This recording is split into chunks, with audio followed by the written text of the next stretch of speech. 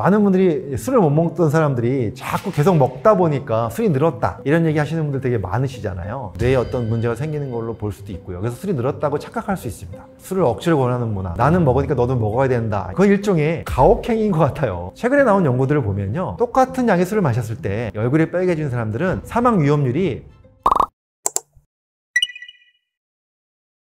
저는 술 먹으면 얼굴이 빨개집니다. 주위 친구들 보면은 빨개지는 친구도 있고 안 빨개지는 친구들도 있으시죠. 근데 통계적으로 보면 한국인들 중에서 약 40% 정도가 술 먹고 나면 얼굴이 빨개지는 걸로 되어 있습니다. 그래서 굉장히 많은 숫자라고 볼 수 있죠. 이 얼굴이 빨개지는 이유는 알코올이 해독하는 과정에서 나오는 물질 때문에 그런데요, 이 알코올이 몸에 들어오면 화학 반응을 거치면서 아세트알데하이드로 바뀝니다. 그리고 이 아세트알데하이드가 또 만들어지면 이것을 또 다시 해독하는 과정이 있는데요, 이 아세트알데하이드를 다음 과정으로 넘길 때 필요한 효소가 있습니다.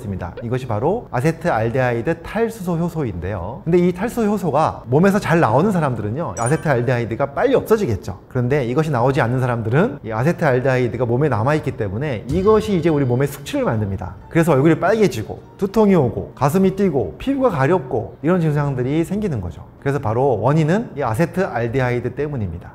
사실 이 아세트알데하이드라는 것이 굉장히 안 좋은 독성 물질이에요. 바로 뭐냐면 1급 발암물질입니다. 근데 사실 알코올, 술 자체도 1급 발암물질입니다. 이 술이 몸속에 들어와서 또 다른 1급 발암물질인 아세트알데하이드를 만들게 되는 거죠. 근데 이것을 이제 몸에서 해독을 해내는 시스템이 있는 거죠. 그래서 바로 이 아세트알데하이드 탈수소 효소가 필요한 건데, 근데 이 효소가 부족한 사람이 얼굴이 빨개진다고 그랬잖아요. 그러니까 얼굴이 빨개진 사람들은 이 계속해서 이 아세트알데하이드에 노출되어 있는 거잖아요, 발암물질에. 그러다 보니까 어쩔 수 없이 훨씬 더 암에 잘 걸릴 수밖에 없죠. 그래서 연구들을 보면 국내에서 한 연구 자료들이 있는데요, 얼굴이 빨개진 사람과 빨개지지 않는 사람이 똑같은 양의 술을 마셨을 때 얼굴이 빨개진 사람들은 이 사람들보다 대장암에 걸릴 확률이 6배 이상 된다고 돼 있고요, 식도암에 걸릴 확률은 6배 내지 10배까지 증가하는 것으로 나와 있습니다. 그래서 이 발암물질에 계속 노출되는 거기 때문에 사실 얼굴이 빨개지는 분들한테는 술을 많이 먹는 것이 좋지 않죠.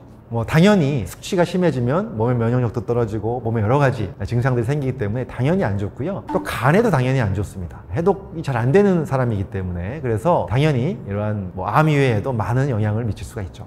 여성들 중에서도 얼굴이 빨개지는 분들이 술을 많이 먹게 되면 암에 더 잘 걸린다고 돼 있는데요, 아까 얘기한 대장암, 식도암뿐만이 아니라 여성들한테 정말 무서운 암이 있습니다. 바로 유방암이죠. 유방암도 더 이 발병 위험률을 높이는 것으로 돼 있습니다. 사실 술을 억지로 권하는 문화, 과거에는 굉장히 많았고 우리나라가 좀 약간 이 술에 관대한 편이어서 술을 같이 먹는 것에 대해서 나는 먹으니까 너도 먹어야 된다 이런 생각들을 많이 하는 분들이 많았던 것 같아요. 저도 옛날에 학교 다닐 때, 오래전이지만 술을 못 먹는 사람 중에 한 명이었고 얼굴이 빨개졌는데, 그런데도 불구하고 억지로 술을 권하는 분들이 많아서 억지로 먹었던 기억이 많이 나는데요, 돌이켜 생각해보면 그건 일종의 가혹행위인 것 같아요. 왜냐하면 유전적으로 다른 거거든요, 서로. 다른 걸 인정하면은 안 먹어야 되잖아요. 근데 유전적으로 다른 것을 그냥 똑같이 생각하고 계속 먹으라고 하는 것은 마치 이런 거랑 비슷한 것 같습니다. 담배를 피울지 모르는 사람한테 억지로 담배를 피워라 하는 거랑 똑같은 거죠. 그만큼 굉장히 발암물질을 막 주는 겁니다. 그 사람한테는. 나한테는 발암물질이 별로 아닐 수 있어도 상대편한테는 발암물질일 수 있다는 거죠. 그것을 강요하는 것은 굉장히 가혹행위에 가깝다, 저는 이렇게 생각을 합니다. 그래서 이런 문화는 빨리 없어져야 된다. 그리고 적당하게 본인이 마실 만큼만 자제해서 먹는 게 좋겠다, 이런 말씀을 드립니다. 일단은 숙취를 덜하게 하는 방법들 첫 번째가 바로 빈속에 술을 먹지 않는 거거든요.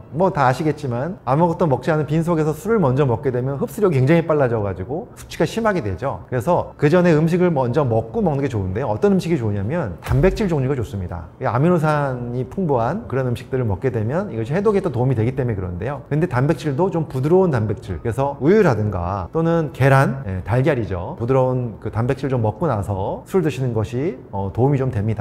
그 다음에 또 하나는요, 술 먹는 도중에 이것과 함께 먹으면 좋습니다. 이것이 바로 뭐냐면 물이에요, 물. 그래서 술을 먹을 때 술 한 잔, 물 한 잔 이런 식으로 먹게 되면 알코올이 희석되면서 훨씬 더 알코올 농도를 낮출 수 있기 때문에요, 이런 상태로 술을 드시는 것이 훨씬 더 숙취를 줄이는 데 도움이 됩니다. 지금 숙취를 해소하기 위해서 항산화 해독되는 영양소들이 도움이 된다고 알려져 있는데 도움이 되긴 됩니다만 그것이 큰 도움이 된다고 볼 수는 없습니다. 물론 이런 영양소들이 간에서 해독하는 과정에서, 알코올이 대사되는 과정에서 어느 정도 효소를 도와줄 수 있습니다. 도움이 돼서 볼 수 있지만 이 효소 자체의 양을 늘리는 건 아니기 때문에 그래도 알코올 자체를 자제하는 게 제일 중요하고요. 비타민 종류, 비타민 B군, 뭐 종합 비타민, 비타민 C도 그렇고요. 다 우리가 간에서 여러 가지 독성 물질을 해독하는 데 도움이 되는 영양소들이잖아요. 이런 영양소들이 사실은 뭐 도움이 된다고 알려져 있죠. 근데 알코올을 꼭 집어서 해독하는 건 아니니까 전체적으로 해독량을 늘려서 그래도 숙취에 어느 정도의 도움이 된다고 볼 수 있는 거죠.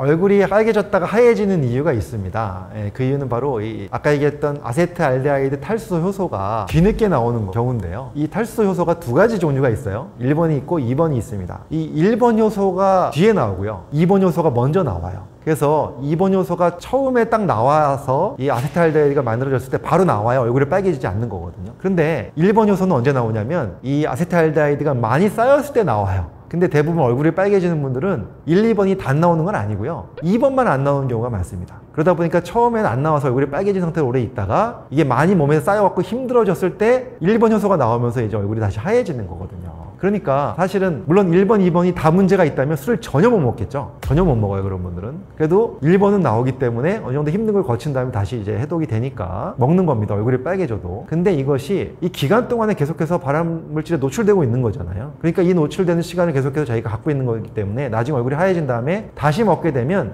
또 한 번 노출되는 거예요. 좋지 않죠. 그래서 얼굴이 빨개지는 분들은 나중에 하얘진다고 하더라도 술을 자주 먹는 것은 좋지 않다. 이 말씀 드립니다. 많은 분들이 술을 못 먹던 사람들이 자꾸 계속 먹다 보니까 술이 늘었다 이런 얘기 하시는 분들 되게 많으시잖아요. 근데 이게 좋은 현상이 아닙니다. 왜냐하면 이게 술이 늘었다는 것은 자기도 모르게 술 취함을 덜 느끼는 걸 수도 있어요. 뇌에 약간의 어떠한 손상, 뇌에 어떤 문제가 생기는 걸로 볼 수도 있고요. 그래서 술이 늘었다고 착각할 수 있습니다. 그래서 이런 것도 꼭 체크하셔야 되고요. 그 다음에 또 실제적으로 술이 늘긴 늘어요. 무슨 얘기냐면 해독 기능이 조금은 좋아집니다. 이것이 바로 그 엔자임 인덕션 시어리라는 이론이 있었어요. 옛날에 우리가 의과대학 때 많이 배웠던 이론인데 탈수 효소가 잘 안 나오는 사람도 계속 술을 계속 먹다 보면 계속해서 훈련을 시켜서 이 효소가 늘어난다는 이론이에요. 그것을 우리가 엔자임 인덕션 시어리라고 불렀는데, 근데 그렇다 보면 이제 계속해서 늘어나니까 술 잘 먹게 될 거 아닙니까? 근데 나중에 알고 보니까 늘기는 하는데요, 아주 미세하게 늘어요. 마치 유전적으로 원래 이게 잘 만들어진 사람처럼 갈 수는 없다는 겁니다. 그렇기 때문에 이건 늘리려고 많이 먹다 보면 그 사이에 이미 엄청나게 많은 발암물질과 노출되는 거기 때문에 이건 늘리려고 많이 먹는 것은 굉장히 어리석은 짓이다. 그냥 내 체질이 안 맞는다, 난 유전적으로 분해하는 효소가 부족하다 생각하시고 적게 드시는 것이 맞다, 이 말씀을 드립니다. 요게 또 우리가 술 하면은 뭐 와인에 들어있는 뭐 여러 가지 항산화 물질, 뭐 레스베라트롤 같은 게 들어있어서 건강에 좋다, 이거 되게 많이 알고 계시는 거죠. 그 다음에 또 뭐 막걸리에는 유산균이 많이 들어있어서 적당히 마시면 장 건강에 좋다, 이렇게 많이들 알고 계신데요. 이것도 전체적인 건강으로 봤을 때 마이너스라고 보셔야 됩니다. 사실 옛날에 우리가 술을 적당한 음주는 술을 전혀 먹지 않는 사람들보다 오히려 건강에 도움이 된다라고 하는 연구 결과가 있었어요. 수십 년 전에 나온 연구 결과가 있었는데요. 사실 이 연구 결과들이 이제 최근에 와서 굉장히 많은 오류가 밝혀지면서 여기에 대해서 부정되기 시작했습니다. 어떤 연구들이 있었냐면요, 술을 전혀 먹지 않는 그룹과 술을 조금 적당히 먹는 그룹을 비교했을 때 사망 위험률이 술을 전혀 먹지 않는 그룹이 훨씬 더 사망 위험률이 높더라는 거예요. 그러니까 적당히 먹는 게 더 건강하다, 이런 연구들이 있었거든요. 근데 이 적당이라는 양이 어느 정도냐면 와인으로 따지면 한 반잔 정도고요. 그 다음에 소주로 따지면 한 2잔 정도입니다. 적은 양이죠. 근데 그 정도는 그냥 먹어도 오히려 더 건강에 좋다, 이런 얘기들이 연구 결과로 많이 있었어요. 근데 최근에 나온 연구들을 보면요, 이것이 그렇지 않다라는 거예요. 왜냐하면 이 연구들의 옛날 연구들을 보니까 오류가 있었다는 겁니다. 어떤 오류가 있었냐면 아주 심각한 오류가 있었는데요. 술을 먹지 않는 사람들과 비교했잖아요. 이 술을 전혀 먹지 않는 사람들을 봤더니 이분들이 원래 안 먹던 사람들이 아니고 원래 많이 먹었었는데 건강에 큰 문제가 생겨서 술을 끊은 사람들이 많이 포함되어 있었다는 거예요. 그러니까 이미 건강이 안 좋은 사람들이 많이 포함되어 있었기 때문에 이 사람들과 비교를 하니까 이분들의 사망 위험률이 더 높았다라는 거죠. 그래서 통계를 다시 내봤어요. 이 술을 안 먹는 사람들 중에서 건강에 문제가 없이 원래 술을 안 먹던 사람들과 비교해 봤더니 당연히 이쪽 사람들이 훨씬 더 건강이 좋은 거였죠. 그래서 사실 적당한 술은 건강이 더 좋다라고 얘기할 것들은 이제 낭설이 돼버렸고요. 사실 좋지 않다, 이것도 제가 설명을 드리고 싶고, 근데 또 하나는 질환에 따라 좀 다른 것 같아요. 예를 들어서 혈관 질환인 경우에는 적당한 음주가 오히려 도움이 된다는 연구들도 있었거든요. 그런데 암으로 보면 아주 작은 용량이라도 안 먹는 것이 훨씬 좋다라는 겁니다. 그래서 전체적으로 봤을 때 우리가 혈관 질환만 가지고 생각하는 것이 아니라 우리 몸 전체의 질환과 건강으로 봤을 때는 안 먹는 쪽이 더 유리하다, 건강에 더 좋다라는 것은 이제 많이 밝혀져 있고, 여러 해외 또는 우리나라 국내도 마찬가지고 암 관련 그 의학 단체들에서는요 뭐라고 얘기를 하냐면 암에 관해서는 이 술에 대한 안전한 용량은 없다라는 겁니다. 그래서 적당이란 말은 없고요, 안 먹을수록, 전혀 안 먹으면 제일 좋고 안 먹을수록 훨씬 더 암을 예방하는 데 도움이 된다라고 얘기를 하고 있습니다.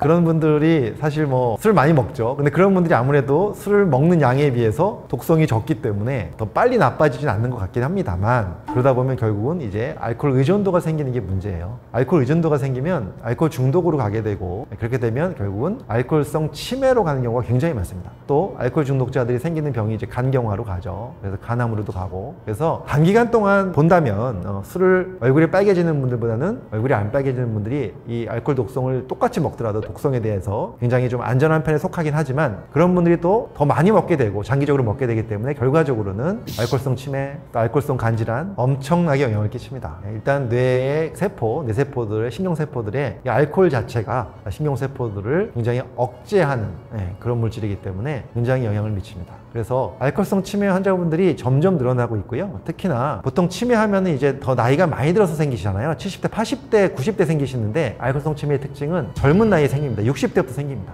젊은 나이에 치매가 온다면 알코올성 치매일 확률이 높습니다. 또 술을 안 먹었을 때 생기는 여러 가지 금단 증상이 정신적 문제를 많이 일으킬 수 있기 때문에 아무래도 사람이 술에 의존하게 되면 심리적 불안정을 많이 겪게 됩니다. 술은 필요합니다. 하지만 자기한테 맞춰서 먹는 것이 제일 중요하고요. 우리가 뭐 발암물질이라 해서 무조건 피할 수는 없습니다. 사실 우리가 먹고 있는 빨간 적색 고기도 발암물질이거든요. 그러니까 100% 피할 수는 없습니다. 술도 우리가 필요에 의해서 사회생활 하다 보면 먹을 수밖에 없죠. 하지만 우리 꼭 알아야 될 것은 나한테 맞지 않는다면 그 양을 너무 넘기지 않고 적당하게 자제하는 것이 좋겠다, 이 말씀 꼭 드리고요. 또 술에 대한 경각심을 가지고 우리가 적절한 음주, 그리고 건강한 음주 하셨으면 좋겠습니다.